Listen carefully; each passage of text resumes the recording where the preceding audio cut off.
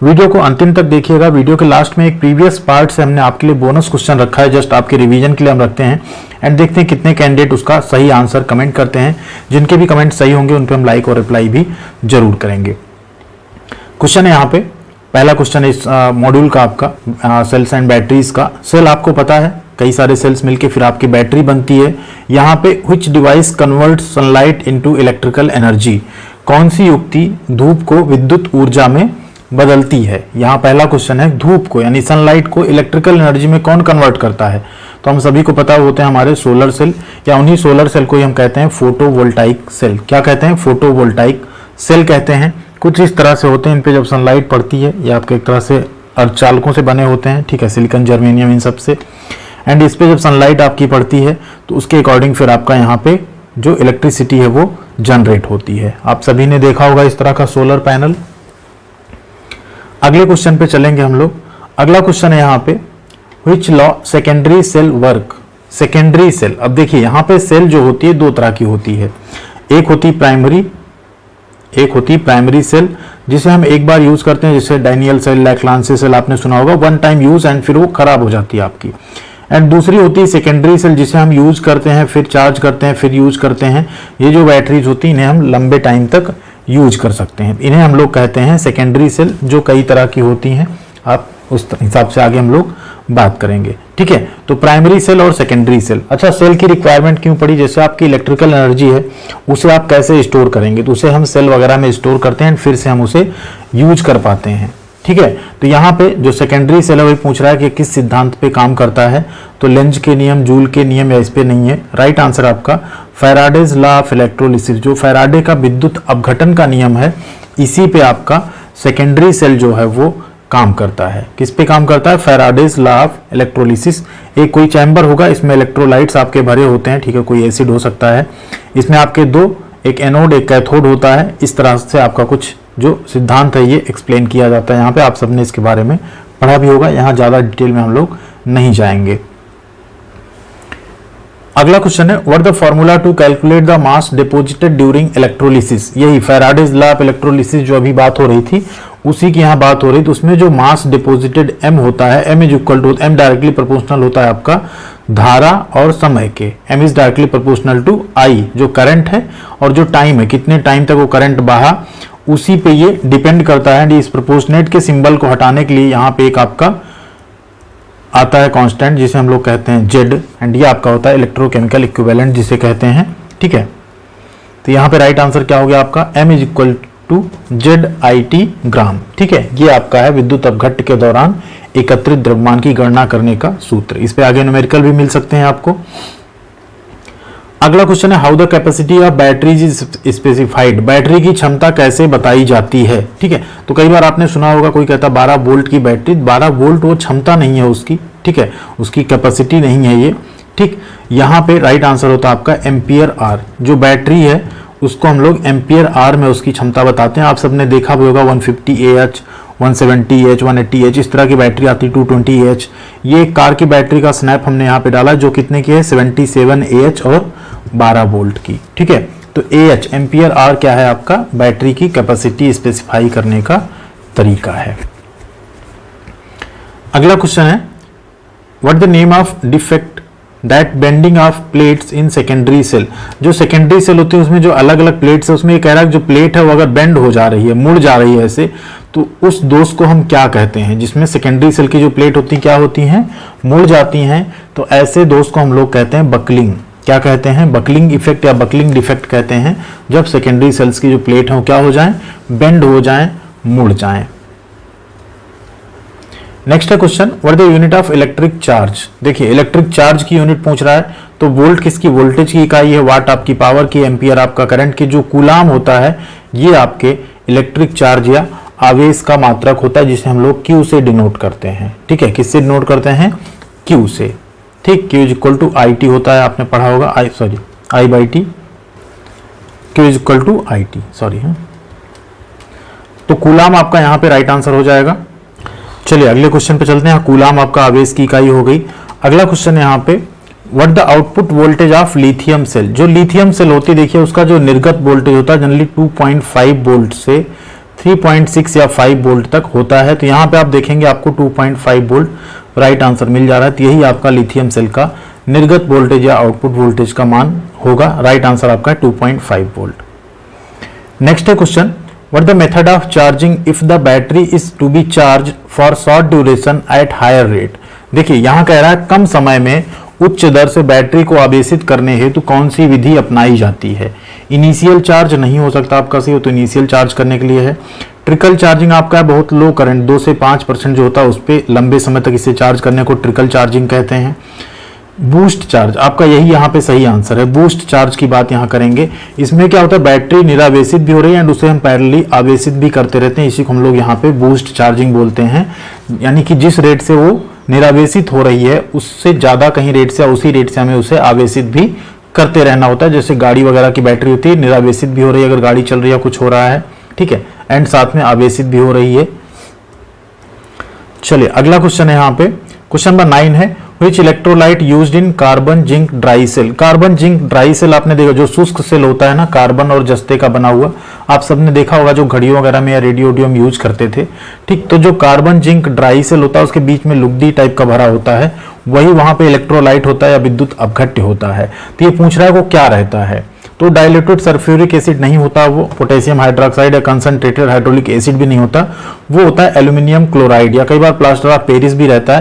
तो right answer आपका क्या है यहाँ पे, एल्यूमिनियम क्लोराइड। इस तरह की होती हैं सेल्स, तो आप उन्हें तोड़ते फोड़ते हैं इस तरह से, तो अंदर से कुछ कुछ इस तरह निकलता होगा, आपने देखा भी होगा निकालने के बाद। तो क्या होता है, वो एल्यूमिनियम क्लोराइड होता है। अगला क्वेश्चन है, Which effect caused by passing electric current in liquids। द्रवों में विद्युत प्रवाह धारा प्रवाहित होना कौन सा प्रभाव है। हीटिंग इफेक्ट नहीं हो सकता है, लाइटनिंग नहीं है, मैग्नेटिक इफेक्ट नहीं, केमिकल यस। तो जो द्रव होते हैं अगर उसमें इलेक्ट्रिक करंट प्रवाहित हो रहा है तो उसे हम लोग केमिकल इफेक्ट कहते हैं। क्या होता है ना, जो भी द्रव होता है वो अपने प्लस माइनस आवेशों में अगर वो टूट जाता है, आयनों में विभक्त हो जाता है, फिर उसमें विद्युत धारा प्रवाहित होने लगती है। तो किसी भी द्रव में उसके एटम्स का टूटना या जो भी करना उसे हम लोग किसके अंतर्गत रखते हैं, रासायनिक क्रिया के अंतर्गत रखते हैं। इसीलिए क्या है, द्रव में विद्युत धारा बहना मतलब क्या है, केमिकल प्रोसेस है, एक रासायनिक इफेक्ट है। अगला क्वेश्चन है, which material use to make negative plates in lead acid battery. देखिए लेड एसिड बैटरी जो होती है, सीसा अम्ल बैटरी जो होती है, उसमें एक होती है आपकी पॉजिटिव प्लेट और एक होती है आपकी नेगेटिव प्लेट, ठीक है। तो जो पॉजिटिव प्लेट होती है आपकी लेड एसिड बैटरी में, उसे जनरली PbO2 से बनाते हैं हम लोग, जिसे लेड ऑक्साइड, ठीक है, कहते हैं। एंड यहाँ पे जो नेगेटिव प्लेट लेड ऑक्साइड या लेड, ठीक है, वो आपकी जो पॉजिटिव प्लेट होती है वो हो जाती है PbO2 लेड पेरोक्साइड, एंड जो आपकी नेगेटिव प्लेट होती है उसे जनरली PbA, इसे हम लोग क्या कहते हैं, स्पॉन्ज लेड भी कहते हैं, स्पॉन्ज सीसा या स्पॉन्ज लेड भी कहते हैं, इससे आपकी बनाई जाती है। और पॉजिटिव प्लेट किससे बनाई जाती है, लेड पेरोक्साइड से। तो यहाँ पे बात किसकी हो रही है, ऋणात्मक प्लेट की। तो राइट आंसर है आपका स्पॉन्ज लेड, ठीक है, ऑप्शन नंबर बी। अब यहाँ पे अगला क्वेश्चन आता है, Which technique is used to control the corrosion of a metal surface। एक धातु सतह के क्षरण के नियंत्रण हेतु कौन सी तकनीक प्रयोग करते हैं, anodic protection, cathodic protection, electrolytic protection या इलेक्ट्रोस्टैटिक प्रोटेक्शन। तो यहाँ पे आपका राइट आंसर हो जाता है कैथोडिक प्रोटेक्शन, ठीक है। एक टेक्निक होती है जिसमें जिसपे आपको कोई लेयर चढ़ानी, उसे आपने कैथोड बना दिया एंड दूसरे को एनोड बना दिया, एनोड से इस पे एक लेयर चढ़ जाती है, उसे यहाँ पे कैथोडिक प्रोटेक्शन भी कहते हैं। अगला क्वेश्चन है, which cell is most often used in digital watches. Digital घड़ियों में सामान्यतः कौन सा सेल प्रयोग होता है, voltaic cell, lithium cell, mercury या सिल्वर ऑक्साइड। देखिए जो डिजिटल घड़ियां होती हैं उसमें जनरली जो सेल यूज होता है उसे हम लोग कहते हैं mercury cell. Option number C यहाँ पे आपका राइट आंसर है, मरकरी सेल। कैसा दिखता है, देखिए कुछ इस तरह से, आपने देखा भी होगा, कुछ इस तरह से होता है सेल, जिसमें ये आपका एनोड हो जाता है, इसे हम लोग ऊपर के पोर्शन को एनोड कैप कहते हैं, ठीक है।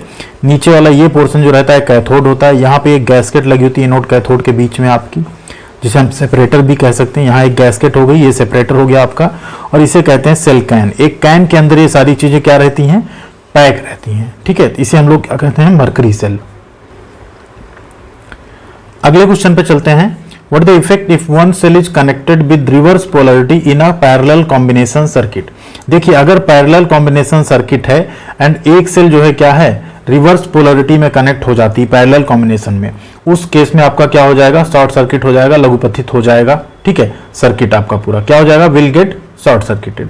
लेकिन यही अगर यहाँ पैरेलल यानी समांतर कॉम्बिनेशन ना होता, ये सीरीज होता, तो उस केस में आपका ये लघुपथित नहीं होता, उस केस में सर्किट आपका काम करता। ठीक है, तो समांतर में है इसलिए अगर यहाँ पे सेल जो है जुड़ेंगी रिवर्स पोलरिटी में तो क्या हो जाएगा, विल गेट शॉर्ट सर्किटेड। एक यहाँ पे ट्रिक याद कर लीजिएगा, जो सेल होती हैं, ठीक है, इन्हें अगर सीरीज में जोड़ा जा रहा है तो इसका मतलब होता है आप क्या चाहते हैं, आप हायर वोल्टेज चाहते हैं। क्या चाहते हैं, हायर वोल्टेज चाहते हैं।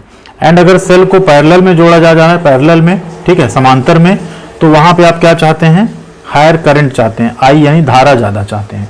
क्योंकि सीरीज में जब सेल जुड़ता है तो उसके वोल्टेज आपस में जुड़ जाते हैं, और जब पैरेलल में जुड़ता है धाराएं जितनी उसकी रहेंगी वो जुड़ जाएंगी, वोल्टेज वही रहता है आपका। ठीक है, अगला क्वेश्चन है यहाँ पे, what the function of fine selector switch in battery charger. एक बैटरी का चार्जर होता है, आप सबको पता है, चार्जर को आवेशक भी कहते हैं। बैटरी चार्जर में जो फाइन सेलेक्टर स्विच है उसका काम क्या होता है, चार ऑप्शंस आपको मिलेंगे। सिलेक्शन ऑफ करंट रेटिंग यानी धारा रेटिंग का चुनाव करिए, selection of charging time, charging समय तो चार्जर में आप नहीं निकाल सकते, वोल्टेज रेंज का भी चुनाव आप नहीं कर सकते, चार्जिंग मेथड का चुनाव भी आप नहीं कर सकते। आप क्या कर सकते हैं, उसमें करंट रेटिंग जो है वो सेलेक्ट कर सकते हैं बैटरी चार्जर में। अगला क्वेश्चन है, what the effect on output power with respect to temperature in solar cells. सौर सेल में तापमान के संदर्भ में निर्गत शक्ति पर क्या प्रभाव पड़ेगा। तो देखिए, तापमान के संदर्भ में प्रभाव ये पड़ता है कि अगर तापमान जो है आपका डिक्रीज हो रहा है तो मतलब उसकी पावर भी डिक्रीज होगी। ठीक है, डिक्रीज होगी पावर टेम्परेचर के साथ साथ। तो यहाँ पे राइट आंसर आपका ऑप्शन नंबर डी हो जाएगा। थोड़ा सा क्वेश्चन में मिस्टेक भी लग सकता है आपको, increase with increase in temperature भी दिया है, decrease with decrease in temperature भी दिया है। तो अगर एक हिसाब से देखा जाए टेम्परेचर के साथ डिक्रीज हो रहा है तो यहाँ पे इंक्रीज भी हो सकता है, बट फिलहाल के लिए राइट आंसर आपका निमी के पीडीएफ में यही दिया हुआ है।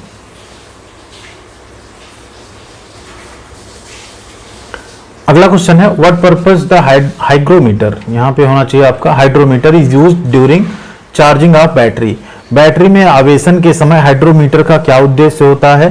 Determine the AH capacity, AH क्षमता निर्धारित करना, assess the battery voltage level, battery voltage का लेवल निकालना, assess the discharge level of battery, या determine the specific gravity of electrolyte. तो यही आपका स्पेसिफिक ग्रेविटी वाला ऑप्शन सही है। Determine the specific gravity of electrolyte यानी जो विद्युत अपघट्य है उसके विशिष्ट गुरुत्व का निर्धारण करने के लिए हाइड्रोमीटर का प्रयोग किया जाता है। अगला क्वेश्चन है, what the formula for Faraday's first law of electrolysis. Faraday के विद्युत अपघटन के प्रथम नियम का सूत्र, तो पीछे बात हम लोग कर चुके थे। M इज इक्वल टू क्या होता है, जेड आई टी, जहां जेड क्या है, इलेक्ट्रोकेमिकल इक्विवेलेंट है, आई आपकी धारा है और टी आपका टाइम है। ठीक है, M क्या है, जो मास डिपोजिट होता है वो है आपका विद्युत अपघट्य पे। तो राइट आंसर हो गया आपका option number B. Next question पे चलेंगे, क्वेश्चन नंबर 19 है, which is used as an electrolyte in lead acid battery. एक लेड एसिड बैटरी में विद्युत अपघट्य की तरह क्या उपयोग किया जाता है। तो लेड एसिड बैटरी में विद्युत अपघट्य की तरह क्या यूज करेंगे, चार ऑप्शंस हैं, hydrochloric acid, ammonium chloride, potassium hydroxide, या डाइल्यूटेड सल्फ्यूरिक एसिड यानी तनु सल्फ्यूरिक अम्ल। तो जो लेड एसिड बैटरी होती है उसमें हम लोग यूज करते हैं डाइल्यूटेड सल्फ्यूरिक एसिड, जिसे हम लोग कहते हैं H2SO4। क्वेश्चन नंबर 20 है, what the total voltage of the circuit. देखिए, पीछे हमने बात की ना, अगर सेल आपके सभी पैरेलल में जुड़े हैं, क्या है, सेल आपके पैरेलल में जुड़े हैं, इस तरह से पैरेलल में अगर सेल जुड़े हैं आपके, तो वोल्टेज वहां पे क्या आप चाह रहे हैं, ज्यादा धारा ना कि ज्यादा वोल्टेज। तो यहां आप देखेंगे सभी के 1.5 वोल्टेज चाहे जितने सेल हों, बट आपको आउटपुट वोल्टेज कितना मिलेगा, यहाँ पे कुल वोल्टेज 1.5 वोल्ट। यही सेल आपके अगर यहाँ पे, ठीक है, ऐसे हो जाएंगे सीरीज में, तो यहाँ पे आपका वोल्टेज क्या हो जाता, फिर ऐड हो जाता, 6 सेल थे, 15 छक्का 90, आपको 9 वोल्ट का आउटपुट मिल जाता। ठीक है, तो यहाँ पे पैरेलल सर्किट में इसलिए वोल्टेज आपका कितना रहेगा, 1.5 वोल्ट ही रहने वाला है। अगला क्वेश्चन है, what the outcome at the positive plate after the chemical reaction in lead acid battery during charging. Lead acid battery की चार्जिंग यानी आवेशन की प्रक्रिया के दौरान धनात्मक प्लेट पर क्या आएगा। तो धनात्मक प्लेट पे आएगा आपका लेड परऑक्साइड PbO2। ठीक है, अब ध्यान दीजिए, इसी जहां अगर ये चार्जिंग ना होता, यहाँ आवेशन लिखा है ना, अगर ये चार्जिंग के जहाँ डिस्चार्जिंग होता, यानी क्या होता, निरावेशन होता, तो अगर हम बात करें पॉजिटिव प्लेट पे क्या आएगा, तो उस केस में पॉजिटिव प्लेट पे आपका आता PbSO4, ठीक है। उस केस में आपका क्या आता, PbSO4 लेड सल्फेट आता, लेकिन अभी आवेशन के दौरान क्या आएगा, लेड पेरोक्साइड PbO2 आपका आएगा, ठीक है। राइट आंसर क्या हो गया, ऑप्शन नंबर बी। नेक्स्ट है 22 number question, why the went plug is kept open during charging of a battery. Battery के आवेशन के दौरान जो वेंट प्लग है उसे खुला क्यों रखा जाता है। बैटरी आप सबने देखा होगा, उसमें वेंट प्लग्स लगे होते हैं, तो उन्हें खुला रखने का पर्पज होता है, जो गैसेस हैं जब वो चार्जिंग होती है ना, उसमें कुछ गैसेस जो जनरेट होती हैं वो क्या करें, स्केप द गैस फ्रीली, वो बाहर फ्रीली निकल जाएं बिना किसी बाधा के, ठीक है। यही रीजन होता है वेंट प्लग के खुला रखने का।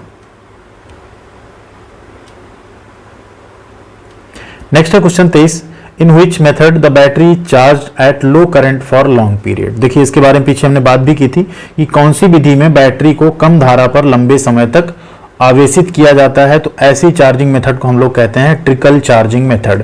इसमें क्या होता है, जो आपकी नॉर्मल चार्जिंग होती है उससे 2 से 5% करंट, ठीक है, नॉर्मल चार्जिंग करंट जो रहती है उसका 2 से 5% यानी बहुत कम करंट जो है देकर लंबे समय तक उसे चार्ज किया जाता है। डेड बैटरी को कह दीजिए अलाइव किया जाता है। इसे क्या कहते हैं, बी ट्रिकल चार्जिंग मेथड या ट्रिकल आवेशन विधि। अगला क्वेश्चन देखिए उसी से रिलेटेड आया है, how the hard sulphation effect defect in lead acid battery can be rectified. सीसा अम्ल बैटरी में कठोर सल्फेशन दोष को कैसे जाना जाता है, तो यहां पे आपका राइट आंसर है ऑप्शन नंबर